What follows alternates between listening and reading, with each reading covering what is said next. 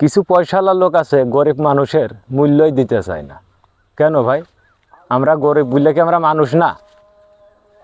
দিন শেষে যখন রাত নামে তখন আপনারা না হয় রাজপ্রাসাদেই ঘুমান, আর এই গরিবরা না হয় মাটির ঘরেই ঘুমায়।